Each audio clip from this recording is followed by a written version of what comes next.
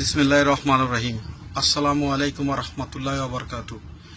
প্রিয় ভাই ও বন্ধুগণ, আল্লাহ তালার অশেষ রহমত, আল্লাহ তালা আপনাদের সামনে আমার এই ভিডিওটি করতে সক্ষম করেছেন। আমার ভিডিও করার কোনো মূল উদ্দেশ্য নয়, আমার ভিডিও করার একটাই মাত্র উদ্দেশ্য, আমরা যারা দুনিয়াতে আছি, কতক্ষণ আছি কেউ বলতে পারি না। হয়তোবা এখন আছি, 10 মিনিট পরে নাও থাকতে পারি, 1 মিনিট পরে নাও থাকতে পারি, আবার হয়তোবা যুগ যুগ আমরা বেঁচেও থাকতে পারি। কিন্তু আল্লাহ তালার কাছে অশেষ রহমত, আল্লাহ তালা আমাদেরকে কতভাবে সতর্ক করেন শুধুমাত্র আল্লাহ তালাই জানেন। এছাড়া দুনিয়ার মানুষ কেউ জানে না আল্লাহর নিয়ামত বরকত সম্পর্কে ধারণা। আল্লাহর রহমত সম্পর্কে আমি আপনাদেরকে বলি, আমি প্রতিদিনের মতন সকালবেলা 3টা করে খবুজ নিয়ে আসি খাওয়ার জন্য।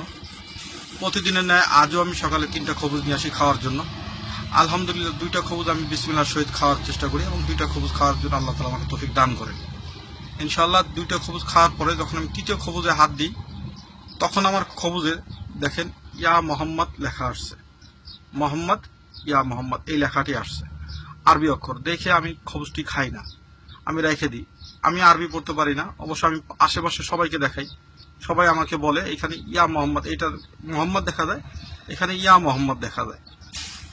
দেখেন আল্লাহ তালা অশেষ রহমত, আল্লাহ তালা আমাদের কাছে খবুজটি পাঠাইছেন।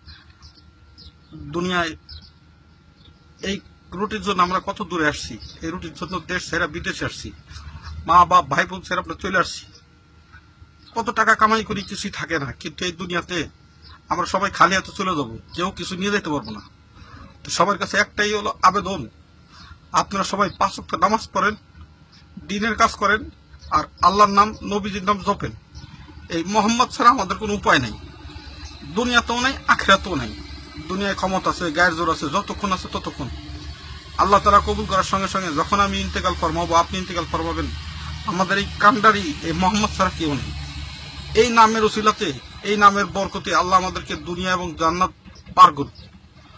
দয়া করে আপনারা আজকের থেকে সবাই খাওয়ার সময় বিসমিল্লাহ বলে খাবেন, সবাই আল্লাহর নিয়ামত শুকরিয়া করবেন, খাওয়ার পরও শুকরিয়া করবেন, 5 ওয়াক্ত নামাজ কালাম পড়বেন।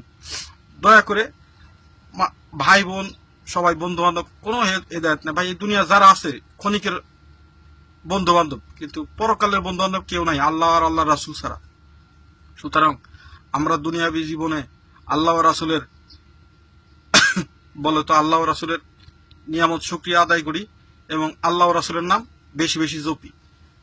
যারা আমার ভিডিওটি দেখছেন দয়া করে আপনারা শেয়ার করবেন। আপনারা তো কত কত ভিডিও শেয়ার করেন, দয়া করে সবাই নামাজ কালাম পড়বেন, ইমানের সহিত থাকবেন এবং যদি পারেন ভাই 5 ওয়াক্ত ওযুর উপরে থাকার চেষ্টা করবেন। দিনের ভিতরে যতক্ষণ আপনার ওযু থাকে আল্লাহর রহমত ততক্ষণ আপনার উপর বর্ষিত হবে।